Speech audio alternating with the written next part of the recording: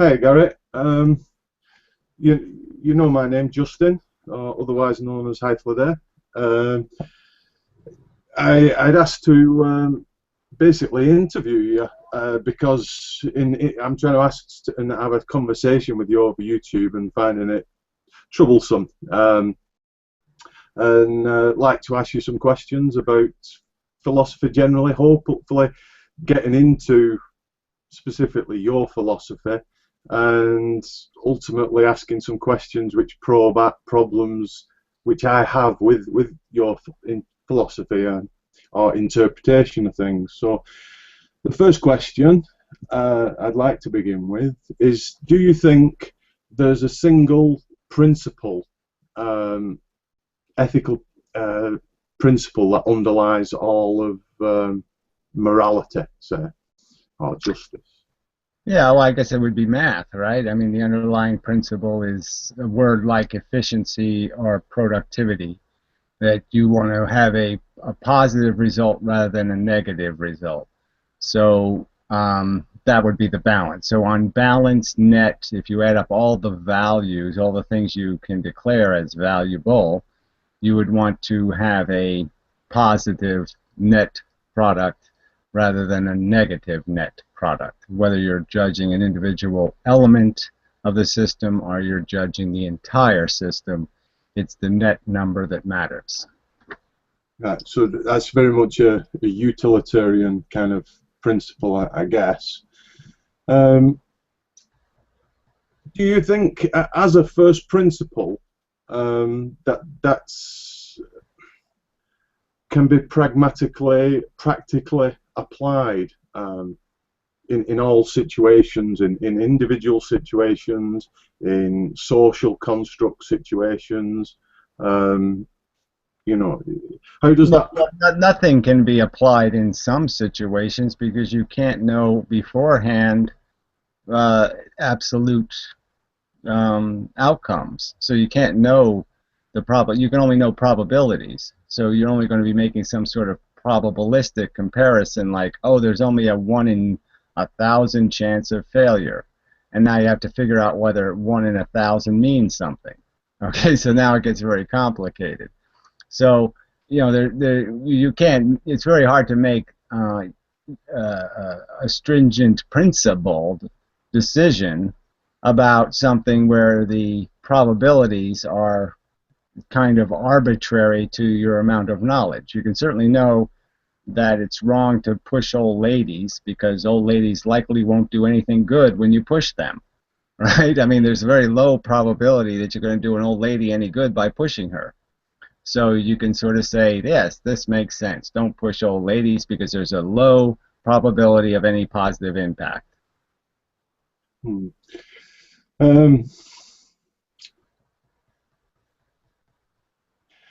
can how with that principle can individual rights arise from that principle, and if they can, um, unsubvertible under any circumstances, can an individual's rights and a system of rights evolve out of that fundamental principle?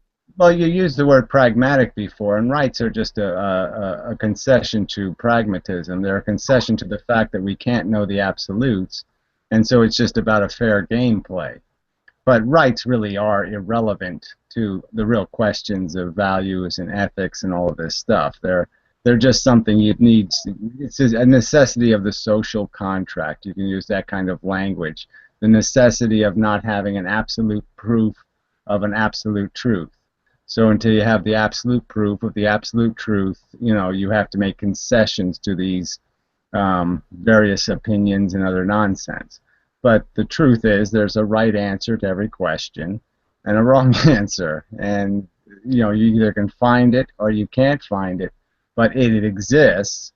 There's optimum performance. You can either strive for it or you can sit there and acquiesce and say, I don't even want to be bothered to even try to be perfect. Well, I say there's no harm in trying, and so we should try.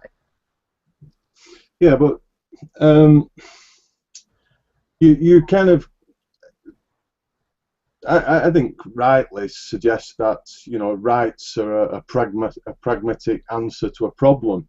But I'm interested in what, out of your primary principle, what rights might follow as a pragmatic thought Well, experiment. I guess we have to go back a step and argue the issue of whether there is individual stake that matters.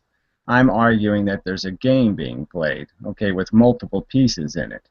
And this isn't about the individuals, it's about the net outcome on the entire game board. So I'm arguing that if you drink and drive and kill 17 people, the truth is, whether you have a right to drink and drive is fucking irrelevant. Whoops, is irrelevant. The 17 people have been harmed. Let's say harmed, not killed, but let's say their lives have been in some way substantially degraded by the impact of your existence. Now, it doesn't matter whether you have a right to impact people. The only thing that matters is that the net equation is the game has been diminished. There's more harm in the world. You have failed to meet your minimum standards of efficiency, and you have been a lousy, rotten, cruddy influence on the game. So it's the game that matters. It's the net impact that matters. It has nothing. This individual stuff is quaint, but it has no value relevance in the sense that you just can't make an individual mean anything when it's in a group game. So taking your fundamental principle um, and applying it to an attempt to establish a society or a governmental society. Um, would you feel it necessary to grant rights as a practical necessity? And I'm interested in what they would be. Yeah, well, as a practical necessity, of course I would. You wouldn't have a right to sit there and do, overt impositions on each other's welfare. You wouldn't be allowed to gamble with my life, to play Russian roulette with me if I don't consent to play Russian roulette. You wouldn't be allowed to impose on me in some overt way, in some personal way. Now, whether society has a right, I'd say society certainly does. And again, there's a truth here, and so we can argue what the truth is, or we can argue all this pragmatic, sloppy, what should the social contract be stuff. I don't find the social contract terribly interesting. I am more interested in the absolute value and the absolute net product. So social contracts about whether whether the world would be better off. Let's say Hitler killed all the Jews. I could make an argument that, well, maybe the world would be better off because it's one less bit of diversity. If Hitler killed all the whites, I could make an argument that the world would be better off. I'm just saying that these value ethics about whether something has a right or something doesn't really mean anything. The net effect is, will the game play be better? And that's all that really matters. The game is all that matters. The players really don't matter. Yeah, but that's what we're trying to do is figure out. I interpret the gameplay of political philosophy, of ethics, etc., as trying to figure out what those rules of the game should be. And I think I have certain ideas which leads me to believe in certain rights, and I'm interested in whether what rights you would grant that would be unsubvertible under any circumstances. I don't. Well, I think I made it clear that, I mean, overt, unnecessary imposition. So anytime somebody imposes on your liberty without some good cause would be a violation. But I certainly think if I don't think you have a right to kill animals, to use them for your purposes and to mistreat them and to consume them. I don't think you have a right to do that. I think it's completely illogically premised and completely destructive to the welfare of sentient life on Earth. So I don't think it's some kind of right you're entitled to. I mean, you've been given the right, but I don't think you're entitled to it. I don't think you've earned it. I don't think you've proven it. I don't think you've demonstrated it as anything but a bigotry. So I could argue that no, I wouldn't give you the right to impose on those sentient creatures. So I mean, anytime you're going to impose on something sentient, you'd have to have cause.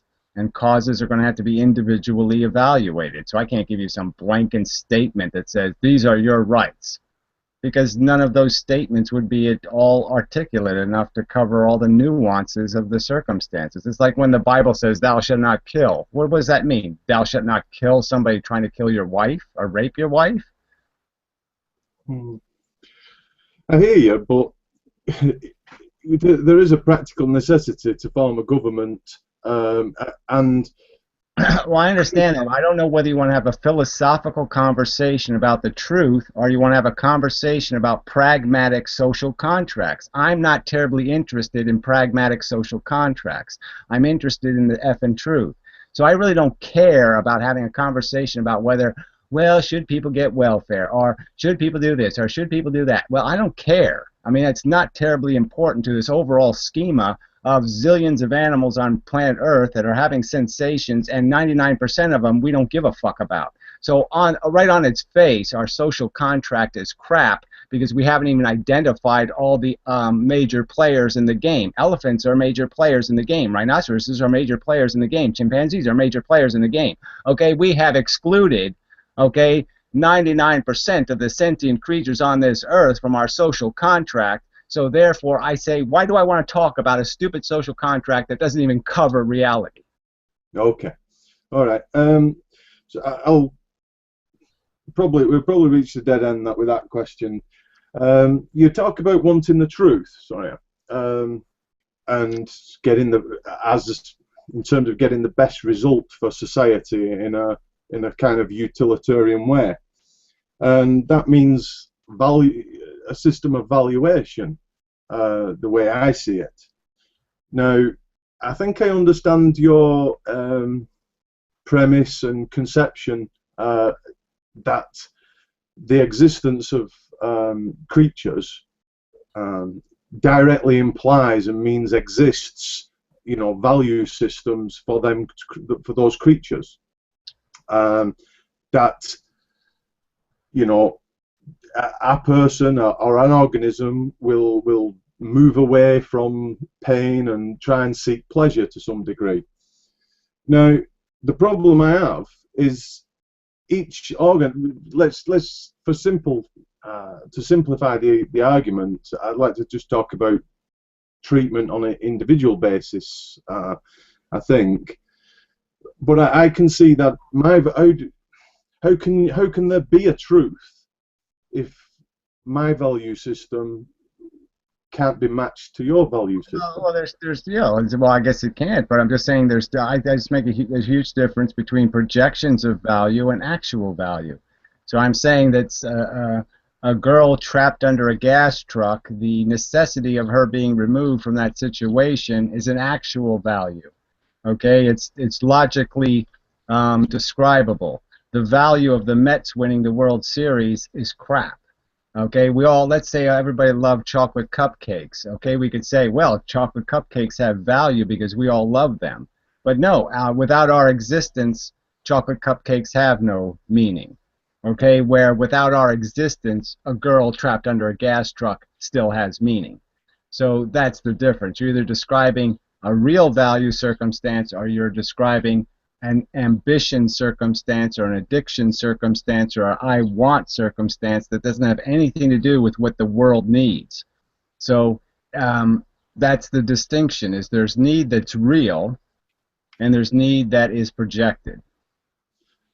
That still doesn't get us around the problem that what you say is real value and what I say is real value may differ, at least on the placings in the scales. Take, for example. Well, then I'm just saying, then you have to go through those differences. I'm not going to say those differences are to be negated. I'm saying there's a truth. You're going to either defend your truth, and I'm going to defend my truth, and one of them is going to be a better explanation, or maybe they'll both suck.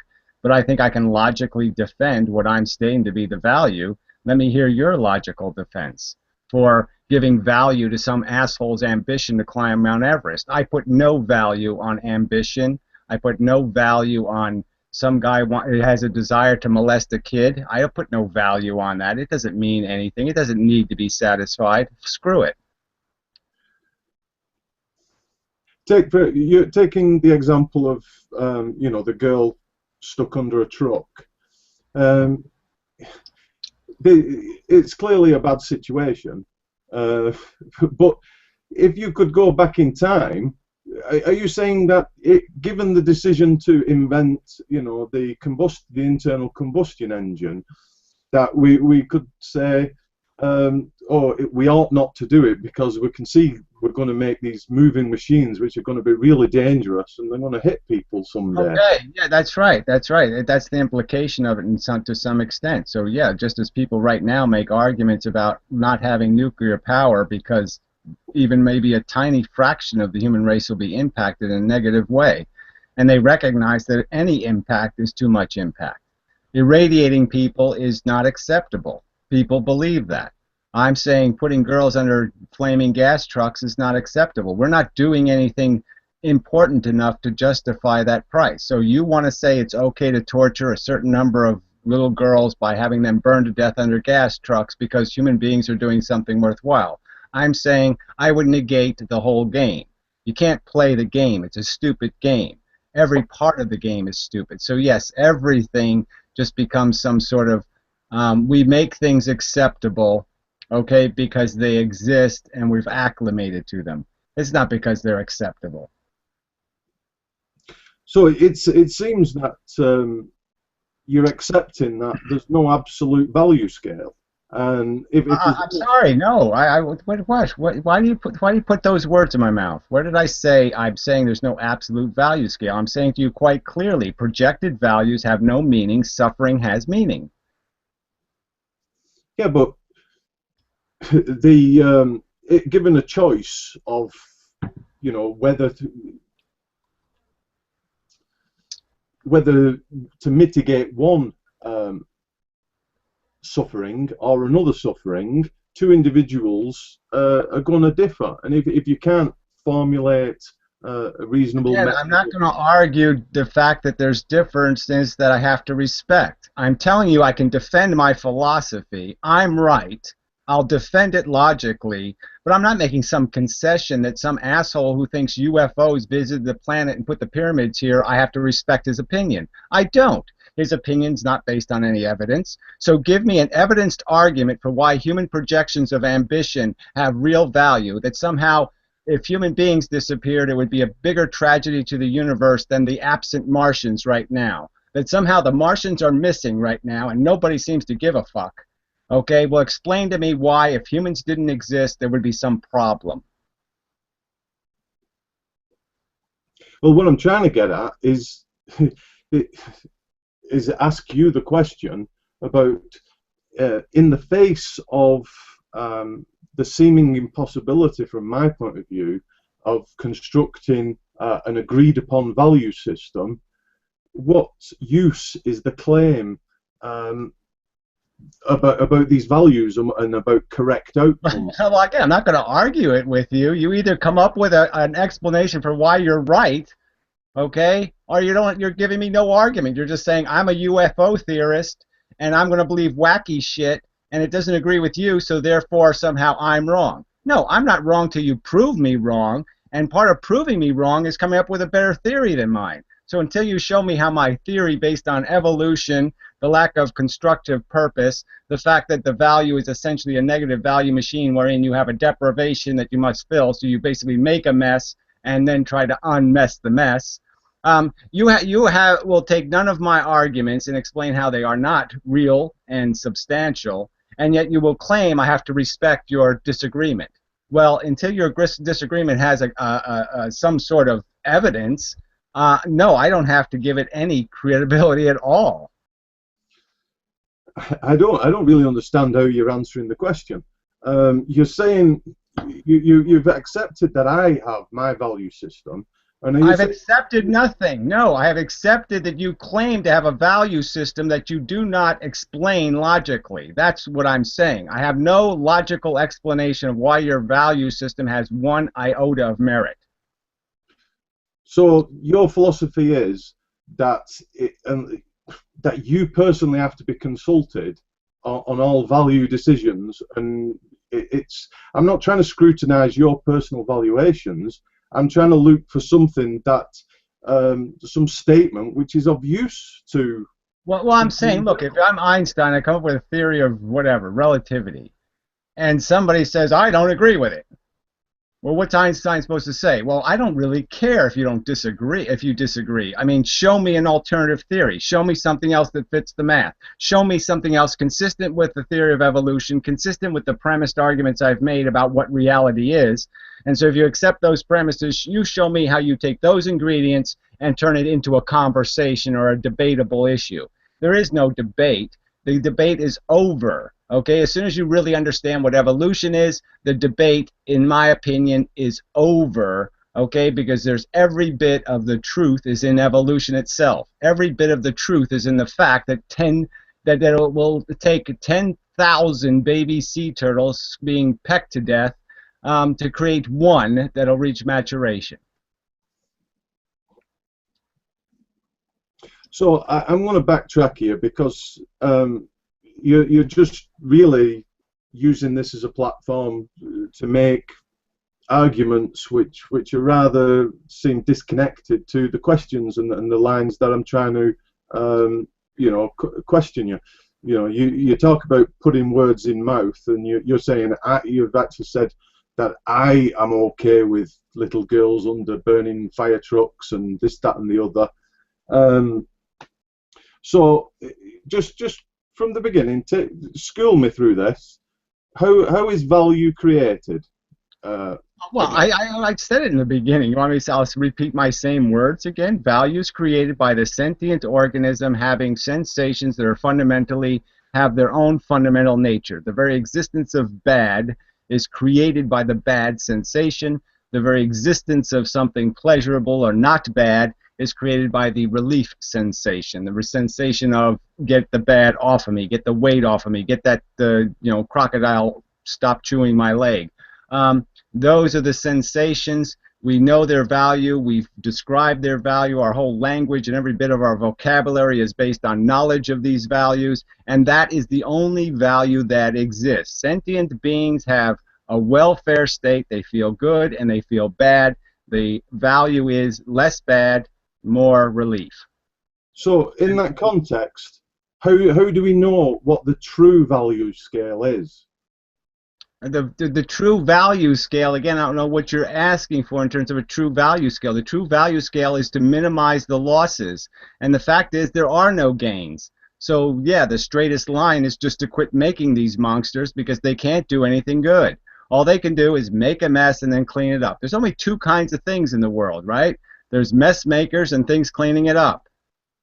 If you just stick to the question, if you don't know what I just answered the fucking question. Don't tell me I didn't stick to the question. That's your answer to how every value question is answered. There's two kinds of things that make a mess and break things, and things that fix things. The things that fix things are good. The things that break things suck. There. You've just spoke about value, and you've just explained how value arose about these organisms. And then you on the same topic, you're talking about things which break things and which things. I'm talking about breaking in the sense of causing sentient harm.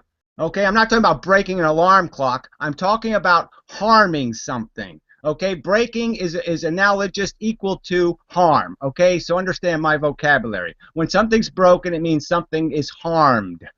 All right, but you are implying that a calculation or a weighing needs to be done, yeah, to arrive at the best decisions.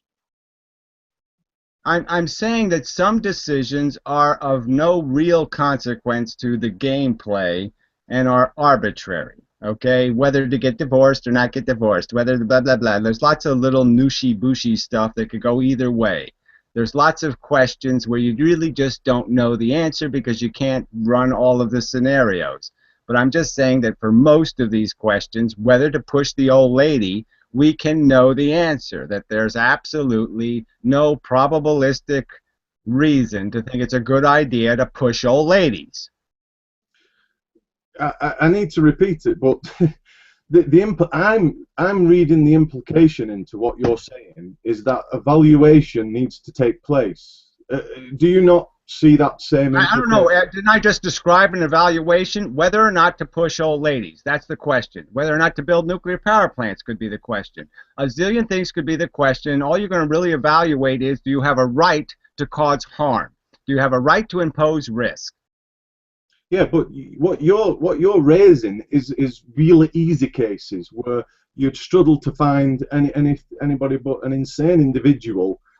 So it sounds like you're proposing that it's an easy task It's to easy on the do important the subjects. value. Do you have a right to create human beings? Do you have the competence to create human beings? Do you have a right to control that risk? No. So that's one of the important questions is procreation. I don't think there's a more important question, and that one we have the answer to. You want to tell me I have to have an answer to whether you should drink water or whether you should drink lemonade? Well, frankly, I don't think it goddamn matters. You want to waste my time sitting there analyzing those questions, that's fine, but I say it has absolutely nothing to do with the real issue is whether human beings are running a profit.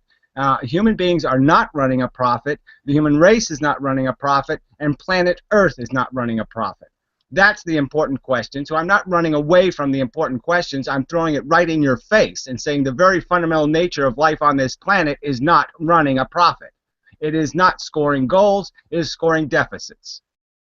And what I'm trying to ask you the question is easy questions aside, is how do we find out the answer to the true Easy value? question. So yes, the ultimate question happens to be the easy question. That's right. Okay, life shouldn't exist. I'm going to argue to you, I really don't care about any other questions. I mean, it really seems like that's the most important question. Once you've resolved that life shouldn't exist, well, then I guess all the other shit is mute. So to sit there and tell me the easy question can't be the ultimate question is bullshit. It happens to be the ultimate question. There happens to be no more question that's more important than whether or not we're running a profit. And if the conclusion is we're not running a profit, well, that seems the emergent, necessary thing to concentrate on. And it would seem really a waste of my fucking time to worry about whether you should use a Dixie cup or a styrofoam cup. If value shouldn't, if life shouldn't exist, how does that conclusion come out of the value statement that you and this value scale that you believe in? 10,000 baby sea turtles are pecked to death to get one to maturity. I mean, what do you mean? How does it come? It comes by a simple just looking at it and saying, oh yeah, there's no way you could possibly make this make any sense. The sea turtle reaching maturity will just mean she'll impose on 10,000 more baby sea turtles. She's not doing anything important. The universe doesn't need sea turtles. There's no need satisfied by their existence. So it's absolutely stupid and idiotic to waste 10,000 baby sea turtles' harm for this stupid frickin' monstrosity. We are all just monstrosities. We are monsters created by nature that are just in a silly, stupid gladiator war fighting for an irrelevant, nonsensical victory. There's the value definition. Is you have a counter argument, or are you just going to keep saying I'm not allowed to say that? What's your counter argument? That humans do have a purpose? The basic statement is my values aren't your values. I value life of a fashion. That it's worth continuing in the general, experiment, as you would. Right. Well, you're giving me the conclusions. You're not giving me the evidence. Where's the evidence for why it's generally proper to keep it going? Why? Why would it make sense to keep something going that doesn't work? If the odds of being killed at a soccer match were 50-50, would you legally still have soccer? If half the audience died every time there was a soccer match, would you think the society would say, oh yeah, keep playing soccer? And exactly how many people would I have to kill at every soccer match before you would say, oh, that's too many? How can I provide evidence for you? Now, I asked you a direct question. Hang on, let me talk a minute. I'm asking, how can I provide evidence when we can't even discuss a value scale and what the appropriate attachment to which features of life get what valuation? I've already said it, okay? I have gone. There's nothing else I can say to you. You either understand that sentience is the cause of all value in the universe, or you don't. Okay, you can't describe something in the universe to me that could possibly mean something if it doesn't impact a sentient being. Explain to me one fucking thing that could possibly happen in the universe that could mean anything if it doesn't affect something that feels good or feels bad. I Explain accept that to me. I accept your premise that values come from life forms. Okay, but what I don't No, they accept come is from that sentience. it's Okay, anything let's be other clear. than. No, no, no, no. They don't come from life forms. They come from sentient brain function. How many neurons to make a Enough sentient to being? feel a sensation, the creation of a sensation. That might take quite a lot of neurons. Probably 100,000 at minimum, maybe 600,000. So, and what's the fundamental difference between configuration of neurons and a chemical reaction? Consciousness. We experience it, okay? I experience consciousness. I know it what it is. I know what bad sensations are and good sensations are. I have had the benefit of personal experience with it. I just don't see any point in having an argument with another sentient being about the fact of consciousness, okay? Where it comes from, how it's manifested, how it's different from exactly this. Look, my neurons have I have exactly the same number of neurons when I'm in a dreamless sleep as I have now. But the difference is I'm conscious now and I'm not conscious in a dreamless sleep. And so even though it's exactly the same function, even though the subtlety would be tiny in terms of the difference between those two states, obviously those states are all the difference in the world. All the difference in the universe is made by the difference in that function. So counting neurons or trying to make physical distinction seems to me a waste of time. The fact is we have to concede that consciousness is a phenomenon. It is an illusion created on our brain, and it is fucking powerful. Okay, so sentience. I just forgot the word for the moment, so that's why I used just organisms. Um, but if sentience creates values, what do you mean by values then? Because to It me that creates let me just to value, me that not values, value. The what do you mean? welfare of a sentient being has value. Values implies projecting value. This is about making value. When you feel, you make value. Just like a popcorn popper makes popcorn, when you feel, you're making value. What do you mean by that though, specifically? I mean specifically that when you're feeling bad, you're creating value gravity in the universe. You're creating value. You now are significant. You're now meaningful. You now have gravity. You now have a substance and a mass as a value instrument. You are creating value. To me, it means there's a scale though. Do you not mean value as in creating, some Fuck. things create more value and Well, some I things mean, create yes, less two value? broken legs is worse than one broken leg. Yes, quite obviously, there's relative scales of the negative sensation impact. And yes, there's value scales to what value relief has. Okay, relief from, I don't know, a blister versus relief from having my finger cut off. Yeah, these would be different sensations. The amount of relief would be different. Yes. Okay, so I put it to you again. Putting aside the easy cases of distinguishing, two legs are broken, worse, sorry, than one broken leg, that there's not a necessity to be able to um, articulate I'm how you saying can. I'm saying none of the important questions are not easy questions. None of the important questions are not easy questions. None of the important questions are not easy questions. So just absorb that fact for a minute, okay? Any question worth asking is an easy question.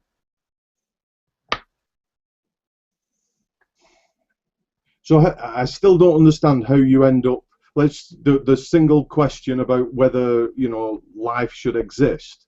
Um, how that becomes an easy question from the acceptance of that there be values, and that's, am I right in saying that's the most fundamental question, whether life Well, should. you've had listed for you have them in your mind map. You have the list of all the things. Okay, first you have no consent. Okay, so no consent is a game breaker right there. And if you don't have consent, what you have to have is control. So you have to have control of the outcome if you don't have consent. You have to be, if I'm going to steal my neighbor's money and gamble in Las Vegas, I have to have control. I have to be assured that I'm going to make money for him, not lose everything he saved his entire life.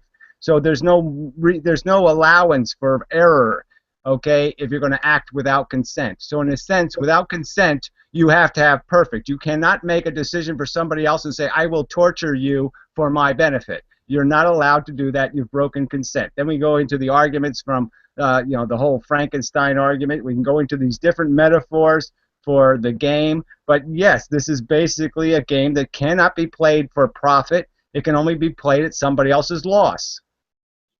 But you've not really spoken about the value situation in terms of the life that, the consent issue is a separate argument to the valuation of whether life should continue. Many people would say that life is worth continuing, and that they would say, I have a right to torture. I'm saying that the consent argument is relevant because we know you're not going to do it perfect. We know you don't have complete control, so without consent, you're in violation right there. That should be a game ender right there. You're saying, I will tell you how many dead soccer players are acceptable, and I'm saying you have no right to tell me how many dead soccer players are acceptable. Well, you're saying people ought to have consent to procreate, but I'm saying without it, they have the necessity of control. They must be sure. They must be certain. But you've discussed and said there's no certainties. There's only probability. Exactly. So they can't play this game. You can't play this game with somebody else's welfare. You cannot play Russian roulette with somebody else's welfare. It is unethical, indecent, obscene, abusive. It is taking from them something you have no right to tell them it's worth it. Trust me, I'm going to do something so special. I'm going to tap dance a dance so good, it's worth me torturing you. You have no right to tell somebody that.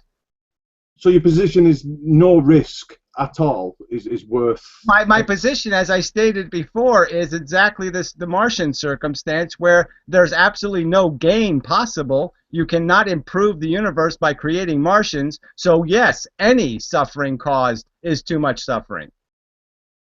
Well, that's the problem, because basically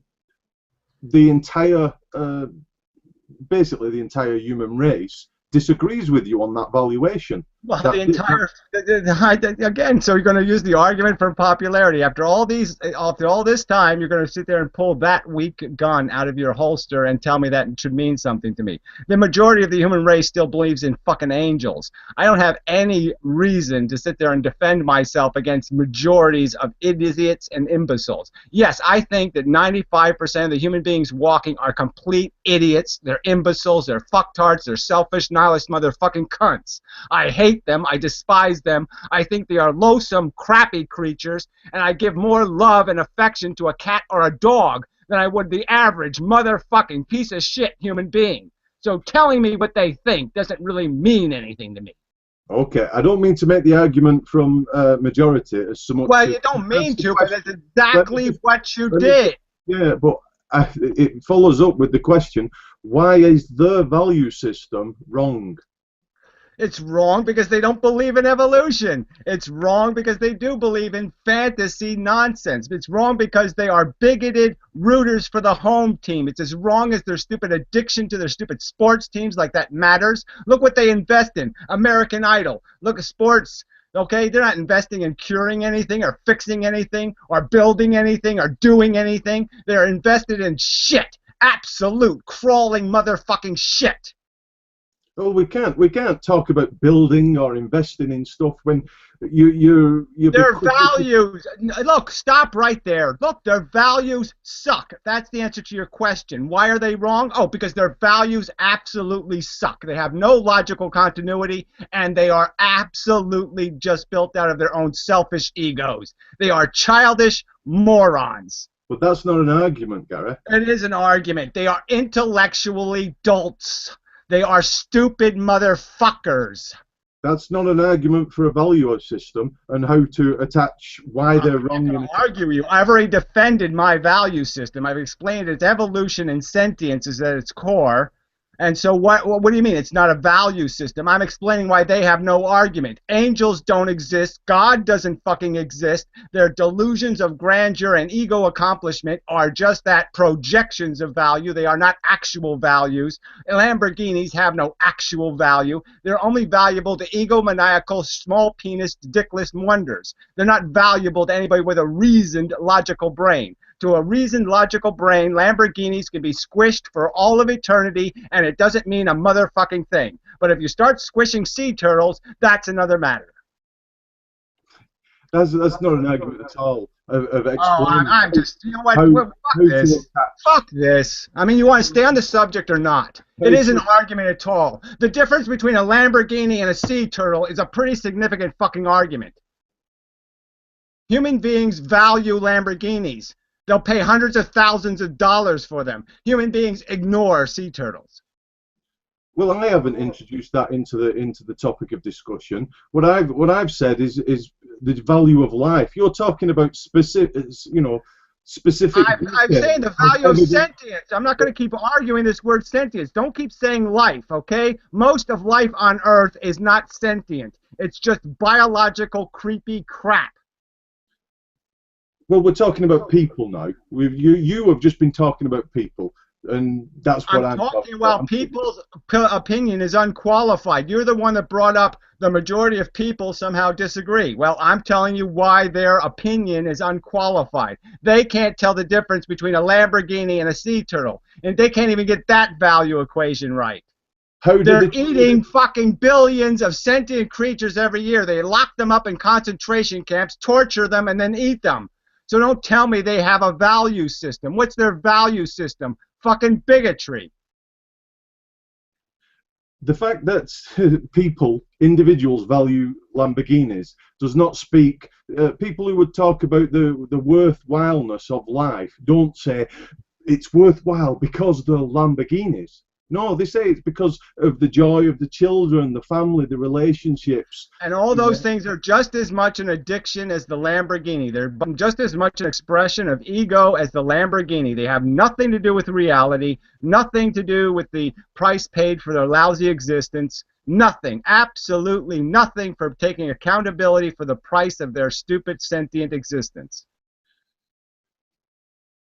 The problem is they want to attach them to the value system, and I'm looking for criteria from you that prevents them how to select what counts. How would you explain that to what goes? I explained it already. They don't believe in evolution. Okay, you can tell me they do, but they don't. They don't recognize the fact that it's just replication for the sake of replication. They think the human race is super cool. They're just bigots and egomaniacal assholes. They think it matters who wins at Wimbledon. They think that crap matters.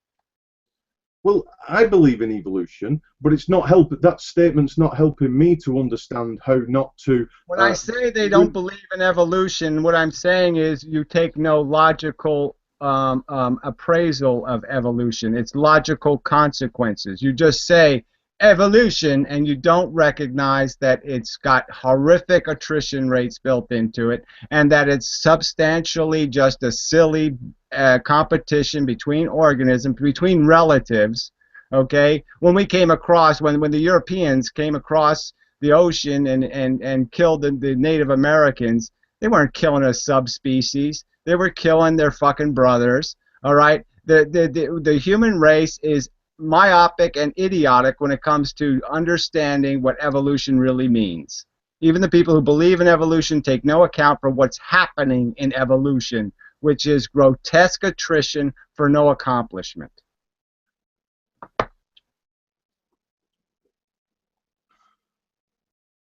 Well, it seems that we are stuck because you seem to miss the point of what I'm trying to get at.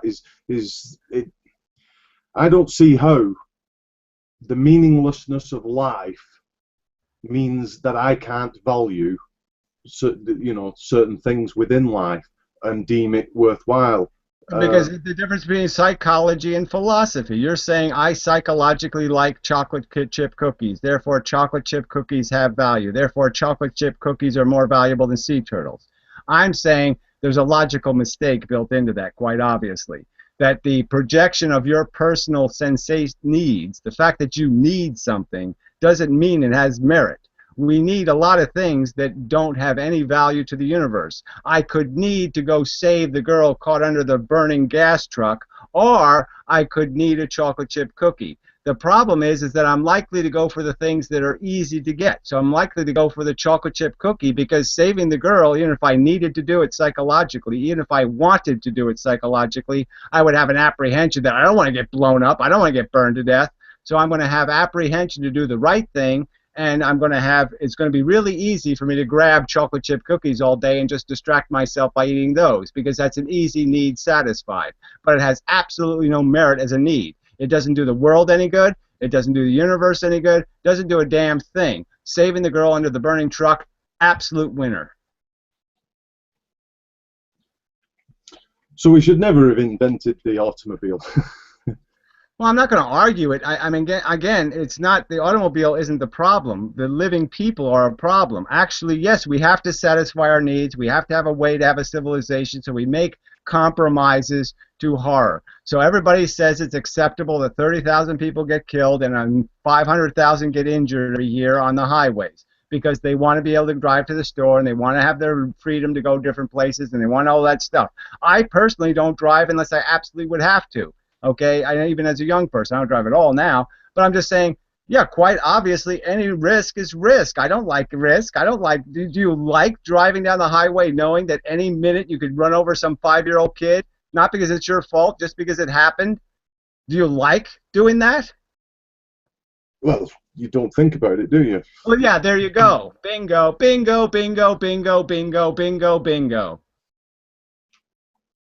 Well, maybe if we thought about it, maybe if I told everybody what was going to happen, if I had a crystal ball and I could predict World War II beforehand, okay, and I could show everybody the whole grisly, horrible picture. I could show all the dead husbands, all the orphaned kids. I could show all the irradiated Japanese. I could give them pictures of all that shit ahead of time. How many people might say, oh, fuck, let's not do that? Please, let's not do this 50 million slaughtered people thing. Yeah, let's just say fuck it and exit stage left. Let's have an orgy and die rather than do that, because that's embarrassing. Would you agree that your continued existence presents risk to somebody in yeah, the yeah. Well, it's not about my personal existence, so this isn't a philosophical subject. But if you want it, the easy answer is that I've given a million times before, is quite actually I'm hugely productive. Okay, every life I prevent is a life saved. Okay, so I'm so far in the fucking green here, all right, in terms of my existence being productive.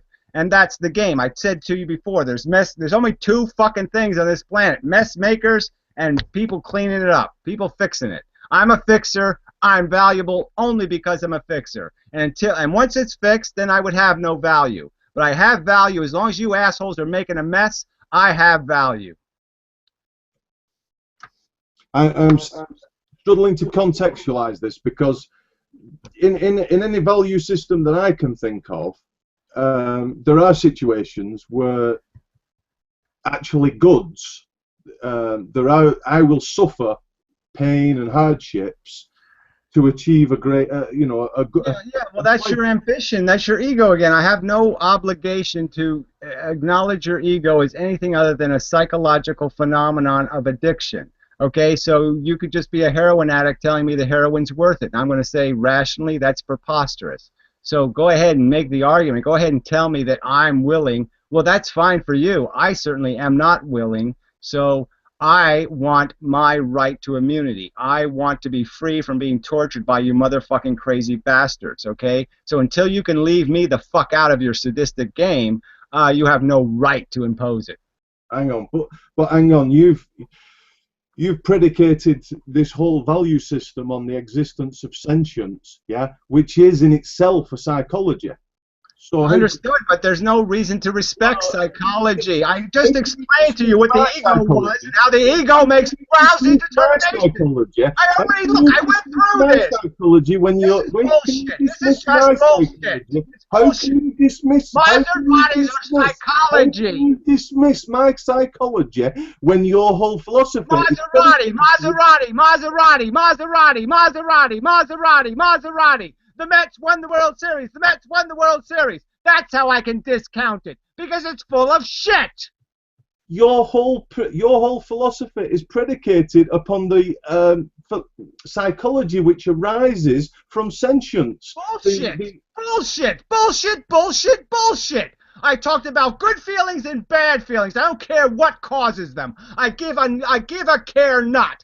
Psychology, physiology, the man in the moon, I don't care what causes the sensation. The existence of the sensation is all that matters. I said that clearly and explicitly. So don't tell me I ever justified a psychological need. I only justify it as the fact that psychology is related to what something will actually feel. And as a predictive indicator of what people feel, yes, a psychology is relevant, but it is not a justification for any action.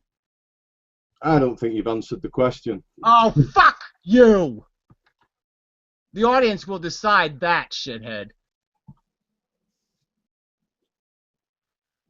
You keep saying, my Maserati delusions have value. My Maserati delusions have value. They have no value. They have no meaning as a rational, logical definition of the real world. They are, in fact, a distortion and a perversion of reality. Of course they have meaning, because I will go through, you know, they have meaning to me. They have meaning in my... They have no meaning as a philosophical truth.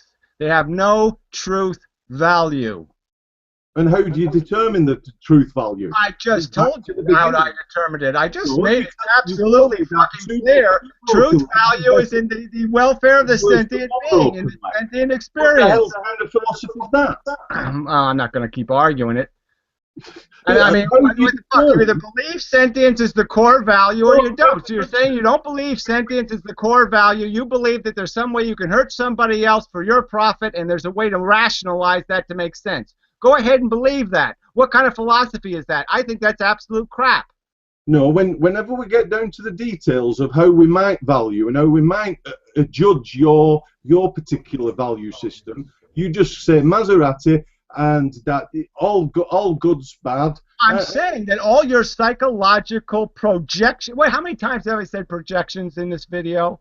I mean, I've said it at least 4 times. They're projections of value. They are not actual value. Actual value is the girl under the truck, Maseratis, Mets winning the World Series, you climbing Mount Everest, you wanting human beings to exist, are all projected values. They aren't logic-based. They aren't reason-based. They aren't fact-based. You can't make a rational argument defending the existence of the human being. You just keep saying, I want them to exist. I think it would be cool. I'm saying you haven't explained how the logic comes from the fact that there are values, value from sentience, to making decisions. The decisions are, again, the net impact. How many times did I say the words net impact? It's net impact. So what's the net impact of the proposed action? What pain is caused, and for what relief?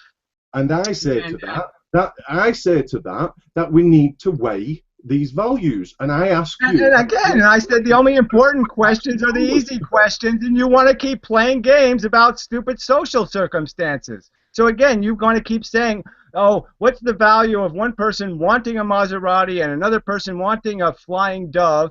And, well, you know, what's the comparison and what's the... No, you waste time doing that. I'm not going to waste time doing that. I'm telling you all the big questions are the easy questions. Like whether to, you know, whether life should continue. And how, okay. Whether people should be procreating, whether people should be eating other sentient organisms, whether people should be polluting the planet, whether people should be building nuclear power plants. Yes, all those questions are hugely relevant to the welfare of sentient life on Earth. Let's stick to the one question, which is whether there should be life on Earth. Because ultimately, it seems that you will switch to that at a point that suits you to get off. You know, if I want to talk about decisions about nuclear power and Maseratis or whatever, you ultimately will subvert that questioning by going, right, but life's pointless anyway. You know, it's a losing game. And these are statements upon a value system. And I don't understand how do you explain? I know you talk about the turtles or the dying, suffering turtles, but you're attaching you're saying the whole value system is attached to pain, yeah? And I don't see how that follows from logic. Well, that's an empty argument. Okay, that's supposed to be your counter argument to my theory. I'm saying, well, that's not a counter theory. It's not. It's not even a question. Well, what do you want me to say it all over again? I'm saying sentience creates value by its very nature. I've experienced sentience. I know what it is. So I'm sorry, but yeah, it's the only place there's any value is in the sentient organism, and the only thing that really matters is feeling bad. And the rest of our gratification comes through fixing problems. Okay, our need doesn't come from a good place. It comes from a negative place. If we don't satisfy the need, we feel bad. So there is no positive here. There's relieving, deprivation, and threat of harm. Those are the only things you can fix here are broken things. There's nothing to make except fixing a broken. You said all the value is in the negative. Yeah. Where does that logic come from? It comes from my personal experience again as a consciousness. If I analyze every positive feeling I've ever had, why would you feel good when you win the lottery? Oh, that's right, because it relieves you of all the burdens of paying your bills and going to work and doing all these negative things. Every positive experience you have is satisfying a deprivation, a hole, an inadequacy, an insufficiency. That's where gratification comes from. You just said that the attachment of all the value upon the negative comes from yourself and personal experience. That is not an item of logical argument. Well, I'm sorry. I personally experimented on consciousness. I'm making a general statement about all consciousnesses everywhere. Okay, so I think it's perfectly reasonable. You either say that it's not true, my consciousness is abnormal, or you make some other argument. But to tell me it's not, that's the truth. Yes, it is the truth. You believe it or you cannot believe it. You can make a counter argument that somehow you have a good feeling that isn't based on a bad disposition first. You can explain to me why it's not an ego deprivation that drives you to do something. Go ahead and explain to me how it's not your ego. Hang on. You're saying you're arguing from yourself to everybody else, right? No, I'm arguing that I've done the fucking experiment until you tell me I'm not a valid thing to do an experiment on, that I'm not representative of consciousness. Until you demonstrate how I am different than everybody else's consciousness, it's a perfectly valid experiment. The point is, you're central to this value system and this. Oh, fuck you! I don't have access to anybody else's consciousness. Arbitrary. I would love to fucking dissect yours, but I just can't do that personally. I can only experiment on mine personally.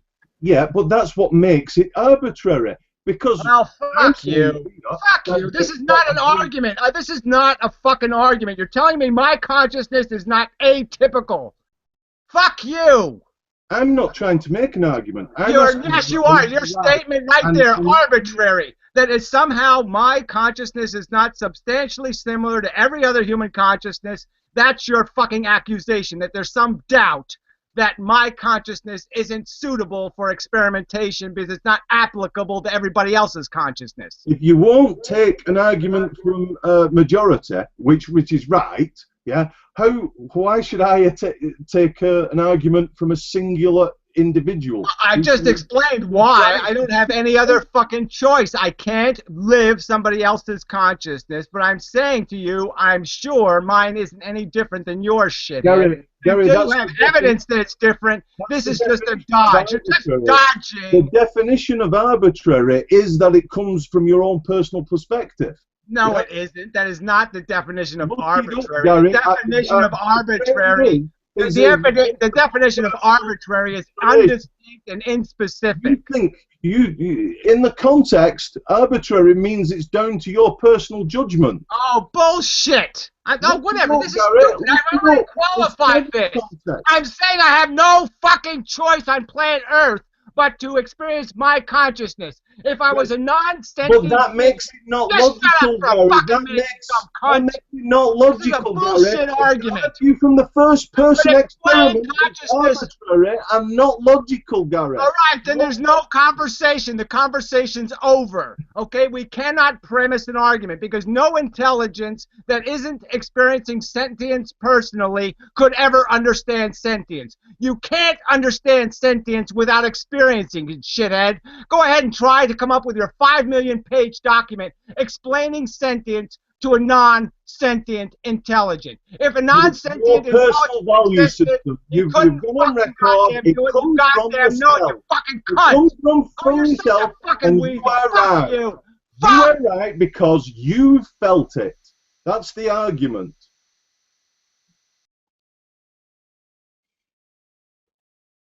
Well, I think in the end it was difficult because Gary liked to run on and repeat all his usual mantras, and it dissuaded me quite a bit from my line of reasoning, which I wanted to take him. He wanted to just use it as a platform to just voice all his same opinions. Well, bye.